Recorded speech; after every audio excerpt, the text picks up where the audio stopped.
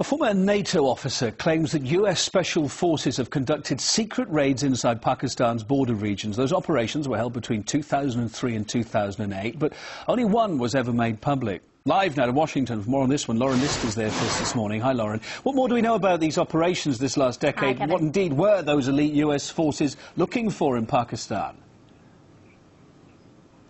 Well, according to reports, they were looking for high-value targets in both the Taliban and Al-Qaeda. Here to talk to us more about it is historian as well as investigative journalist Webster Tarpley. So now this NATO source has come forward and said there were several secret raids done within this time frame in Pakistan with special forces.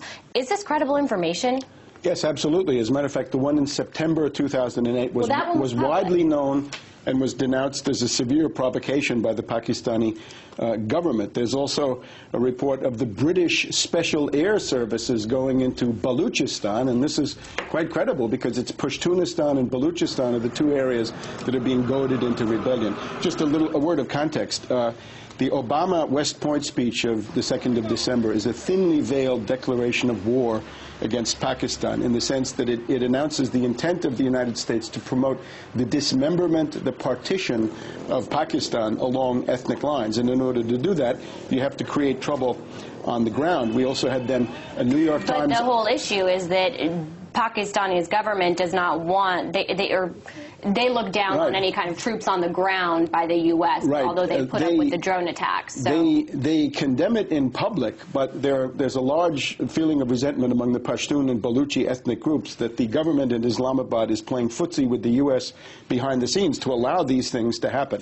Let me just cite the New York Times op-ed from the Rand Corporation saying it's time to take the war to Pakistan. Now, Ambassador Richard Holbrooke, who's the U.S. czar for the region, was asked, do you have troops in Pakistan? And he said, the U.S. has intelligence personnel in Pakistan, but not troops. And I would ask, what about contractors, Mr. Ambassador?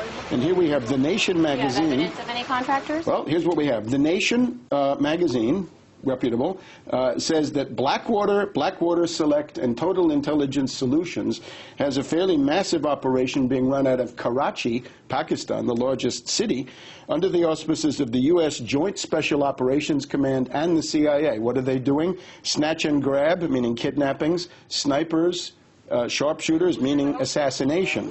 According to Vanity Fair, this operation was proposing to assassinate A.Q. Khan, the most famous scientist in the country. Now, the really serious dimension gets into the bombing, right? We've had this Peshawar market case, the women and children's market at the end of October, where the Taliban came out and said we didn't do it, it was the CIA acting through Blackwater.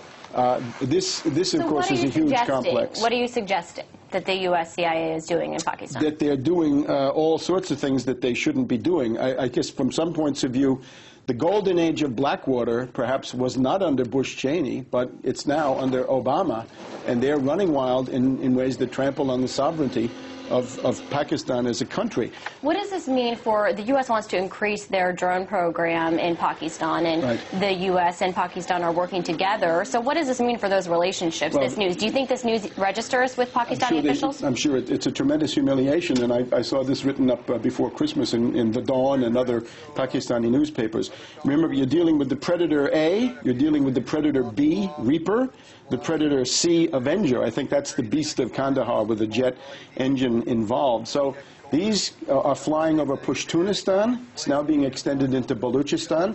So we've got a situation of mayhem where a peaceful village or a wedding party may be attacked for the sole purpose of creating a rebellion. And that's actually becoming a political issue here in the United States. On the So you think this is all to create a rebellion within Pakistan? To turn the Pashtunistan population and the Balochistan population against the government in Islamabad.